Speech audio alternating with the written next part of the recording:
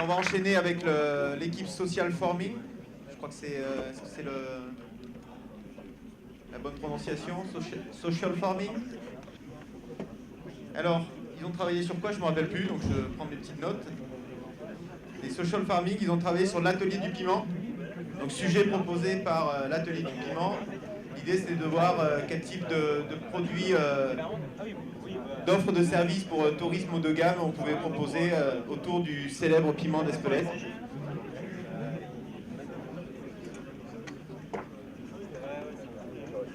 Donc attention, il y a du matériel qui sort. Et du bon matériel. Voilà, déjà on commence, on vante le produit, on le met en avant, on le respecte. Le produit basque, on le respecte. On est solide. Solide sur les fondamentaux. Et on y va. C'est ça les Basques. T'as vu, Joannet, il y a eu beaucoup d'Espagnols. Hein. Ouais, j'ai remis la frontière géographique où elle était en fait, c'est tout. Mais je suis d'accord, les Basques, vous avez des bons produits, solides. Solides sur les appuis, sur les fondamentaux. J'aime le produit Espelette.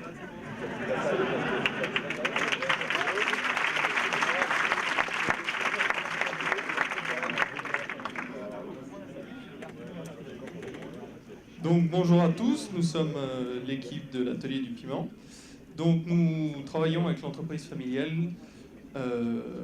Atelier du Piment, qui fait la seule épice française sous AOP. Donc dans l'idée, pour nous, ça a été un challenge au niveau des 24 heures de l'innovation, parce que nous ne sommes pas du tout du métier. Et donc pour nous, c'était une grande innovation, un grand challenge tout du moins. Donc dans l'idée, un process qui est classique, donc on va un petit peu passer parce que j'ai tendance à parler beaucoup. Donc les besoins qui ont été énoncés dans l'idée, on aurait voulu viser le luxe, parce que justement on est sur une gamme de personnes qui sont déjà moyens, donc ils voulaient viser le luxe.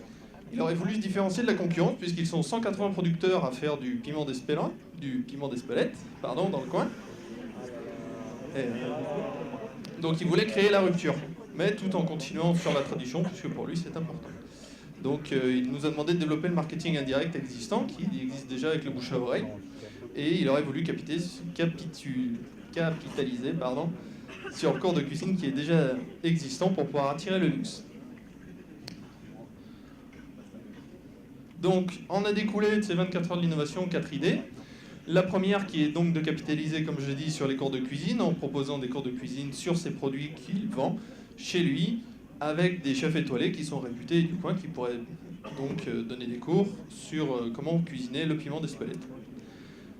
À côté de ça, pour augmenter le bouche à oreille, puisqu'il a 2 magasins sur le site et il vend aussi en épicerie fine, il aurait voulu pouvoir développer des étiquettes qui seraient liées à leurs produits qu'ils vendent à l'extérieur, pour pouvoir retourner sur leur site internet, ainsi que d'avoir une invitation à venir sur le site, puisqu'ils font des dégustations, des visites, des expositions, avec donc un QR code. Et donc du coup, troisième idée, développer sa page web, puisqu'actuellement il n'en a une, mais que pour la vente, donc pouvoir développer les réseaux sociaux, les cours en ligne. Et donc, la dernière idée qui donc crée la rupture par rapport à ses concurrents, c'est est-ce que vous saviez que vous pouviez sponsoriser des vaches, comme vous sponsorisez l'équipe de football du coin. Donc dans l'idée, comme on n'aime pas beaucoup le foot ici, on va plutôt se mettre à sponsoriser du piment.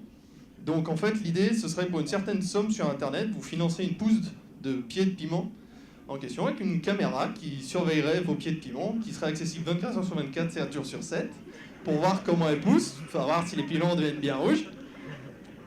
Et donc du coup, vous auriez accès par une appli ou par Internet, et pour pouvoir justement financer votre propre pied de piment. Et dans l'idée, à la fin, lorsque ça a été récolté, va falloir plutôt vous filer un sifflet, parce que ça fait beaucoup de bruit. Et si on en avait quelques-uns, il y en a un là-bas évidemment, ça va pas du tout. Merci. Donc c'est pour ça qu'on n'aime pas le foot, parce que ça réveille les vaches. Donc du coup, vous récupéreriez votre production directement dans les ateliers, vous pourriez prendre des cours avec justement les grands chefs étoilés, ou si vous habitez à l'étranger, parce que dans l'idée, vous pourriez vous sponsoriser ça depuis l'étranger, on vous enverrait votre produit sous la forme que vous choisiriez, puisqu'il fait des gelées, des marmelades, du piment en poudre, en ficelle pour mettre autour du cou.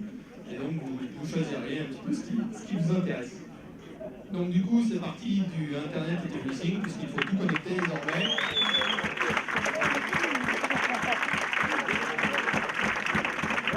Et donc voilà, et donc, merci de nous avoir écoutés, d'avoir bien voulu rigoler à mes blagues pâtées.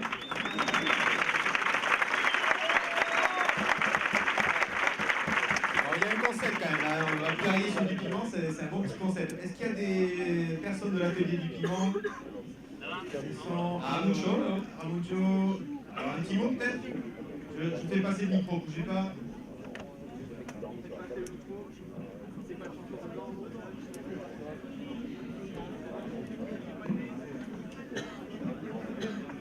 Allez, une seule question, c'est quand on commence. Bah écoutez, on a déjà le plan, il suffit de rajouter la caméra des messieurs de tout à l'heure, et c'est parti. Allez, on est parti, tout ça se plaît.